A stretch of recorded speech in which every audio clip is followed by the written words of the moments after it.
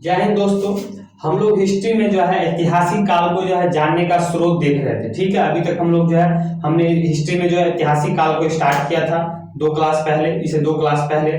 उसमें हम लोग जो है ऐतिहासिक कालों को जो है जानने का स्रोत सब देख रहे थे। तो उसी ऐतिहासिक काल को जानने का जो स्रोत के रूप में हमारे पास जो है वो आज ये लास्ट वीडियो है। इसके बाद हम लोग जो है वैदिक काल को स्टार्ट करेंगे। ठीक है, तो इससे पहले वाली क्लास में हम लोगों ने जो है वेद है, उपवेद है, उपनिषद ये सबको देखा था। तो जो बच्चे उसको नहीं देखे हैं उसको भी देख ले और फिर इसको देखे, ताकि आपको क्लास जो अच्छे समझ में आए। क्योंकि हिस्ट्री को आप सोचिएगा बीच में से उठा के ऐसे पढ़ ले वैसे पढ़ ले तो आपके लिए बेकार है। अगर आपको एकदम दिमाग में कॉन्सेप्ट से पढ़ना है तो लगातार सीरीज बाय सीरीज वीडियो को देखिए, हिस्ट्री को शुरू से पढ़िए, मजा आएगा।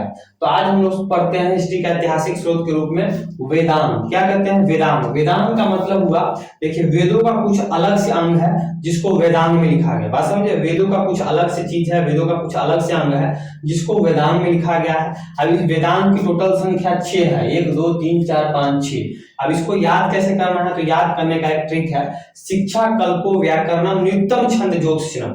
इस चीज को आपको बार बार बोलना है, शिक्षा कल्पो व्याकरणम निरुक्तम छंद ज्योतिषम। इसको 3 4 बार बोलिएगा, शिक्षा कल्पो व्याकरणम निरुक्तम छंद ज्योतिषम, आपको याद हो जाएगा। तो जब याद हो जाएगा ट्रिक तो शिक्षा से हो जाएगा शिक्षा, शिक्षा कल्पों से हो जाएगा कल्प, व्याकरणम से हो जाएगा व्याकरण, निरुक्तम से हो जाएगा निरुक्तम, और निरुक्त और छंद से हो जाएगा छंद, और ज्योतिषम से हो जाएगा ज्योतिष। तो ये 6 वेदांग है। इसका ट्रिक क्या है? शिक्षा कल्प व्याकरणम निरुक्तम छंद ज्योतिषम। शिक्षा कल्प व्याकरण निरुक्त छंद ज्योतिष, ये हो गया वेदांग।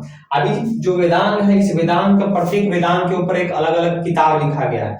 जैसे शिक्षा के ऊपर लिखा गया है शिक्षा शास्त्र। शिक्षा के ऊपर क्या लिखा गया है? शिक्षा शास्त्र। इस शिक्षा शास्त्र में जो है, शिक्षा शास्त्र किताब में जो है वैदिक शब्दों की जो है उच्चारण कैसे होता है इसके बारे में बताया गया। क्या बताया गया? कि वैदिक शब्दों का उच्चारण किसमें बताया गया है? तो शिक्षा शास्त्र में। दूसरा है निरुक्त। निरुक्त के ऊपर जो है निरुक्त शास्त्र लिखा गया। इस निरुक्त शास्त्र किताब में जो है वैदिक शब्दों की जो है आपको उत्पत्ति कैसे हुई इसके बारे में बताया गया है। तीसरा है अपना ज्योतिष। तो ज्योतिष के ऊपर जो है ब्राह्मी के द्वारा जो है बृहद संहिता लिखा गया है। ज्योतिष के ऊपर जो है ब्राह्मी के द्वारा जो है जो बृहद संहिता एक किताब लिखा गया है। तो व्याकरण के ऊपर जो है आप सबको पता है कि पाणिनि का एक बहुत ही फेमस किताब है व्याकरण के ऊपर, अष्टाध्यायी। कल्प के ऊपर जो है कल्प शास्त्र लिखा गया है। कल्प शास्त्र में जो है वैदिक कर्म कांडों के बारे में बताया गया है। और लास्ट में हमारा बचता है छंद। तो छंद के ऊपर जो है छंद शास्त्र लिखा गया है। तो ये हमने देख लिया जो है वेदांत के ऊपर कौन कौन सा किताब लिखा गया है।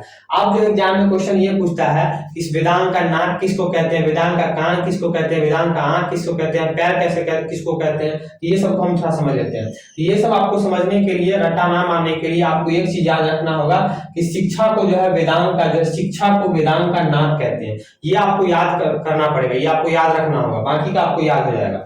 जैसे शिक्षा को वेदांत का नाक कहते हैं, आपको जो है निरुक्त को जो है वेदांत का कान कहते हैं। निरुक्त को क्या कहते हैं? वेदांत का कान कहते हैं। तो याद कैसे होगा? मैंने आपको बताया कि जो निरुक्त शास्त्र किताब है, पेनवा कहाँ गया? पेनवा जो वाइट जो निरुक्त शास्त्र किताब है, इस निरुक्त शास्त्र इस निरुक्त शास्त्र किताब में जो है वैदिक शब्दों की उत्पत्ति कैसे हुई ये बताया गया है। तो आप कोई चीज आप सुनिएगा वैदिक शब्दों की उत्पत्ति कैसे हुई तो काने से ना सुनिएगा। तो इसलिए निरुक्त को जो है वेदांत का कान कहते हैं। ज्योतिष को जो है वेदांत का आंख कहते हैं। तो आप पता है कि ज्योतिष को भी देखता है, आप ज्योतिष दिखाइएगा, चाहे पंडित देखेगा तो देखेगा कैसे? आपका हाथ तो आंख से देखेगा। तो ज्योतिष को वेदांत का आंख कहते हैं। व्याकरण, आपको पता है व्याकरण को जो है वेदांत का जो है मुंह कहते हैं। क्या कहते हैं? मुंह। तो आपको भी व्याकरण जो है शब्द कैसे बोलते हैं? मुंह से कहते हैं। तो व्याकरण को वेदांत का मुंह कहते हैं। कल्प को जो है वेदांत का हाथ कहते हैं। इस कल्प को वेदांत का हाथ कहते हैं। तो मैंने आपको बताया कि इस कल्प शास्त्र में जो है वैदिक कर्म कांडों के बारे में बताया गया है कि वैदिक कर्म कांड कैसे होते हैं। तो आप जो भी वैदिक कर्म कांड करते हैं किससे? हाथे से ना करते हैं। ओम स्वाहा पंडित जो करवाते हैं। तो स्वाहा कैसे करते हैं? हाथे से करते हैं। तो वैदिक, इसलिए कल्प को जो है वेदांत का हाथ कहते हैं। और लास्ट में बच गया अपना पैर। तो पैर किसको कहते हैं? छंद को। तो ये मैंने आपको वेदांत को जो है अच्छे से एक्सप्लेन कर दिया, एक भी पॉइंट इसमें नहीं छोड़ा। इसलिए आप लोग जो है वेदांत को अच्छे से देख लीजिए, एग्जाम में कहीं से क्वेश्चन पूछे धड़ाक से मारिएगा, कोई कष्ट की बात नहीं है। अब आता है आरण्यक। आरण्यक किसको कहते हैं? आरण्यक उसे कहते हैं जिसकी रचना जो है जंगल में हुई थी। यानी कहने का मतलब ये होगा कि वेद का जो शुरुआती का 3 वेद है, ऋग्वेद, यजुर्वेद, सामवेद, इसके अधिकांश चीजों की रचना जो है जंगल में हुई थी। इसलिए शुरुआत के इन 3 वेदों को, जो ऋग्वेद, यजुर्वेद, सामवेद को जो है आरण्यक कहा जाता है। अर्थवेद जो अपना चौथा वेद है, अर्थवेद, उसको आरण्यक में नहीं रखा जाता है क्योंकि उसकी रचना जो है बहुत बाद में हुई थी। तो आरण्यक में कितने वेद आते हैं? 3 वेद आते हैं। कौन कौन? ऋग्वेद, यजुर्वेद और सामवेद। तो ये अपना अपना हो गया आरण्यक खत्म। अब आगे है पुराण। पुराण को देखते हैं। पुराण कहने का मतलब हो गया, पुराण में जो हमारे भारतीय संस्कृति और पुराने राजवंश है उसके बारे में चर्चा किया गया। पुराण में क्या है? पुराण में जो हमारी भारतीय संस्कृति और पुराने जो राजवंश थे उसके बारे में चर्चा किया गया। पुराण की कुल संख्या जो 18 है। पुराण की कुल संख्या कितनी है? तो 18 है। जैसे कि अब हमको 18 का तो 18 याद करना नहीं है, कुछ इंपॉर्टेंट है उसको याद कर लेते हैं। जैसे कि पहला है विष्णु पुराण। तो विष्णु पुराण में जो आपको मौर्य काल के बारे में चर्चा किया, तो एग्जाम में क्वेश्चन पूछता है कि किस पुराण में जो है मौर्य काल के बारे में चर्चा किया गया है? तो विष्णु पुराण में। दूसरा अपना है मत्स्य पुराण। इस मत्स्य पुराण में जो आपको सातवाहन वंश के बारे में और भगवान विष्णु के जो है 10 अवतार के बारे में चर्चा किया गया। तो क्वेश्चन पूछा है कि भगवान विष्णु के 10 अवतार के बारे में किस पुराण में चर्चा किया गया है? तो मत्स्य पुराण में। या फिर सातवाहन वंश के बारे में किस पुराण में चर्चा किया गया है? तो मत्स्य पुराण में। और वायु पुराण में जो है अपना गुप्त काल के बारे में चर्चा किया है। किसके? तो गुप्त काल में। तो गुप्त काल के जो है किस पुराण में चर्चा किया गया है? तो वायु पुराण में। तो ये हमने कुछ पुराण देख लिया। और एक बात और, इस पुराण को जो है वेदों का वेद भी कहा जाता है। किसको? पुराण को वेदों का वेद भी कहा जाता है, या फिर पुराण को जो है 5वां वेद भी कहा जाता है। इसलिए एग्जाम में क्वेश्चन पूछता है, जैसे कि 4 वेद है, ऋग्वेद, यजुर्वेद, सामवेद, अर्थवेद। लेकिन अगर क्वेश्चन पूछा है कि 5वां वेद किसे कहा जाता है, तो 5वां वेद जो है इस पुराण को कहा जाता है। या फिर वेदों का वेद किसे कहा जाता है? तो वेदों का वेद भी जो इस पुराण को कहा जाता है। तो ये अपना पुराण भी खत्म हो गया। अब अपना बचता है स्मृति। तो स्मृति क्या है? स्मृति कहने का मतलब हो गया किसी एक व्यक्ति की विचारधारा जो होती है उसको स्मृति कहती है। मान के चलिए मेरा जो है एक विचार है, एक मेरा पर्सनल कोई विचारधारा, कोई पार्टिकुलर कोई टॉपिक है, उसके ऊपर मेरा शुभम दुबे का एक पर्सनल विचारधारा है। उस विचारधारा को मैं कहीं लिखवाता हूँ, कहीं किसी चीज में लिख देता हूँ, तो उसको मैं स्मृति कहूंगा। समझ गए? तो इसी प्रकार इस स्मृति की संख्या जो हमारे धर्म ग्रंथ में जो है 36 है। कितनी है? 36 है। लेकिन इस 36 का 36 को हमको देखना नहीं है, 2 इंपॉर्टेंट है उसको देख लेते हैं। जैसे कि पहला स्मृति है याज्ञवल्क्य स्मृति। कौन सा? याज्ञवल्क्य स्मृति। इस याज्ञवल्क्य स्मृति को जो है याज्ञवल्क्य ऋषि ने लिखा था। किसने? याज्ञवल्क्य ऋषि ने लिखा था। इस याज्ञवल्क्य स्मृति में कहा गया है कि संसार ही स्वर्ग है। ये संसार ही स्वर्ग है, यानी कि संसार में आपको जो करना है एकदम मजे से कीजिए, ऐश मौज कीजिए। यहाँ ये अभी मत सोच लीजिएगा मैंने आपको ये कहा कि याज्ञवल्क्य स्मृति में कहा गया कि संसार ही स्वर्ग है तो जो मर्जी कीजिए, जो मर्जी कीजिए, लेकिन लीगल हो। ये नहीं कि अनलीगल हो, भाई किसी का चोरी कीजिए, किसी को उठा लीजिए, किसी को मार दीजिए, तो ये सब अनलीगल हो गया। यानी कि संसार ही स्वर्ग है, तो जो लीगल काम है वो आप संसार में कीजिए। दूसरा आया अपना मनुस्मृति। कौन सा हो गया? तो मनुस्मृति। अब इस मनुस्मृति को जो है मनु ऋषि ने लिखा था। किसने लिखा था? तो मनु ऋषि ने। अभी जो मनु स्मृति है इस पर आप हमेशा देखते हो कोई ना कोई विवाद होता ही रहता है। लोग को जो कुछ लोग हैं जो बोलते रहते हैं कि जो उच्च वर्ग के लोग हैं या आपको मनुवादी लोग हैं। देखिए मनु स्मृति में जो है बहुत कुछ अच्छी बातें भी हैं, बहुत बेकार बातें भी हैं। बहुत बेकार चीज भी, मैं भी इस चीज को एक्सेप्ट करता हूँ कि मनुस्मृति में बहुत अच्छी चीजें भी हैं और बहुत अच्छी बेकार चीजें भी हैं। लेकिन लोग जो है इस मनुस्मृति को जो है हिंदू धर्म यानी सनातन धर्म से जोड़ देते हैं। तो मैं उनको समझाना चाहता हूँ कि भैया ये मनुस्मृति कोई आपको हिंदू धर्म का कोई चीज नहीं, इसने ठेका नहीं ले रखा है मनुस्मृति ने। मनुस्मृति किसी एक व्यक्ति की विचारधारा है। अब उस विचार, अब मैंने चलिए मेरा कोई विचारधारा है, मैंने उस विचारधारा को हिंदू धर्म से रिलेट कर दिया, तो हिंदू धर्म को नहीं वो आपको प्रमोट कर रहा है। इस मनुस्मृति का पर्सनल विचारधारा, उसमें जो अच्छी चीजें हैं आप उस अच्छी चीज को लीजिए, जो बेकार चीज है उस बेकार चीज को छोड़िए। तो यहाँ पर कुछ लोग, जो कुछ बुद्धिजीवी लोग हैं, इस मनुस्मृति को लेकर जो है हिंदू धर्म को घेरते रहते हैं। लेकिन ऐसा आप करने की जो है मत कीजिए, ऐसा करने से कोई फायदा नहीं होने वाला है। जो पढ़े लिखे लोग हैं वो समझते हैं इस बात को। तो इस मनुस्मृति को किसने लिखा था? तो मनु ऋषि ने लिखा था। मनु ऋषि ने लिखा था।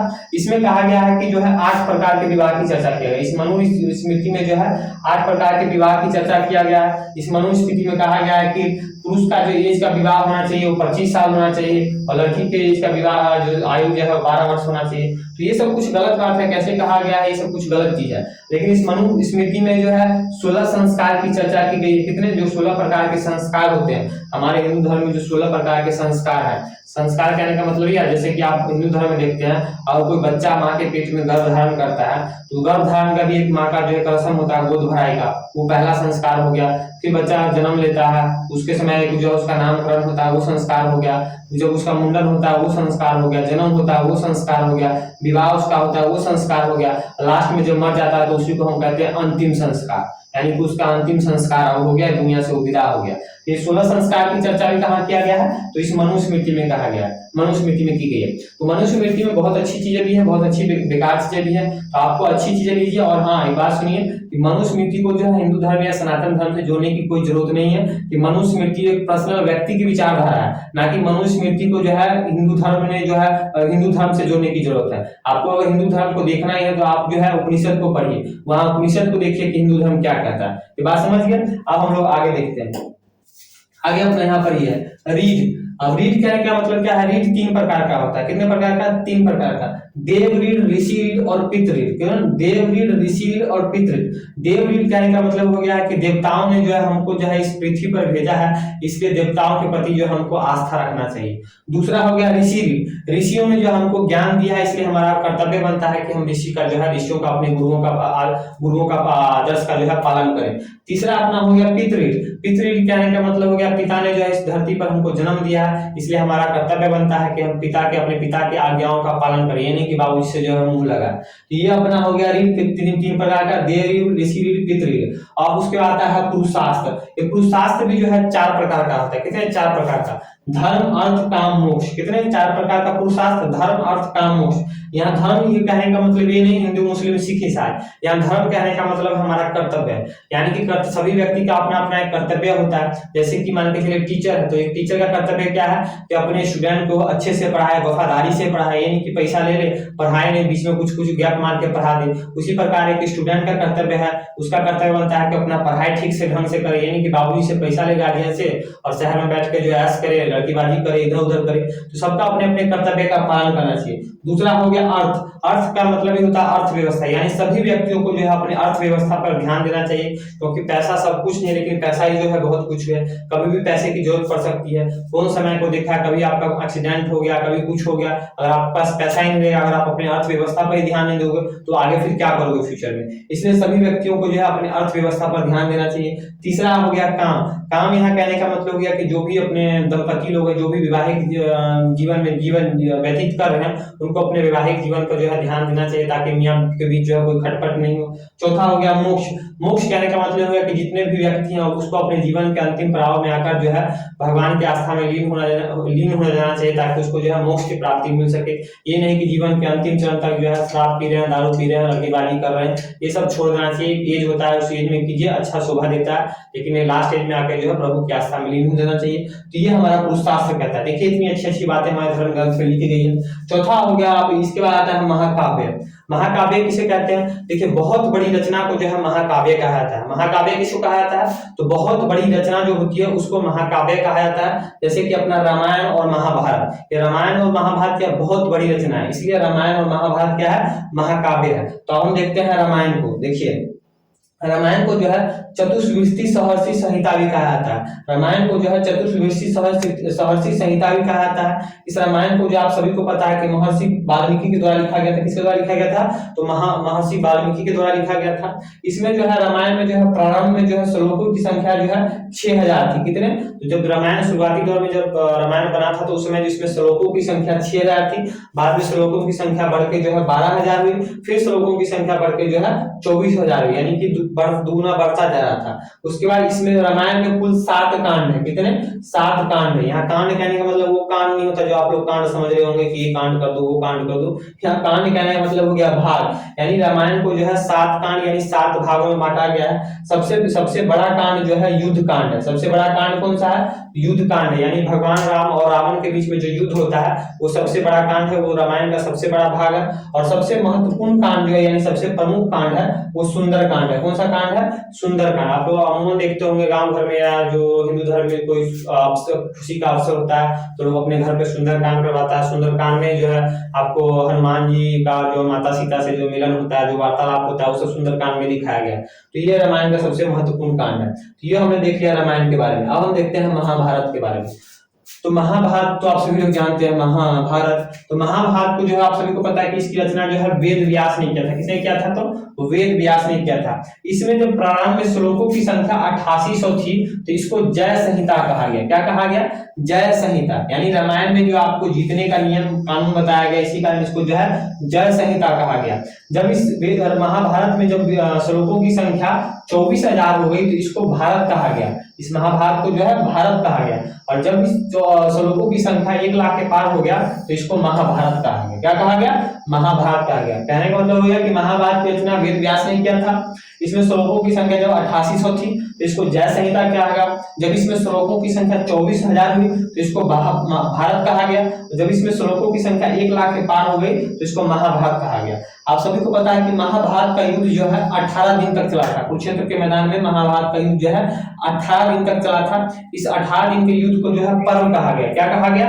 पर्व कहा गया। यानी कि प्रत्येक दिन जो है युद्ध जो चला था, प्रत्येक दिन जो है एक पर्व लिखा गया था। यानी कि पर एक दिन में प्रथम दिन युद्ध में क्या हुआ वो पहले दिन लिखा गया, फिर दूसरे दिन युद्ध में क्या गया दूसरे दिन लिखा गया। इसी को पर्व कहा गया। इस प्रकार महाभारत में पर्व की संख्या कितनी है? तो 18 पर्व की संख्या है। सबसे महत्वपूर्ण पर्व जो है वो भीष्म पर्व है। कौन सा पर्व है?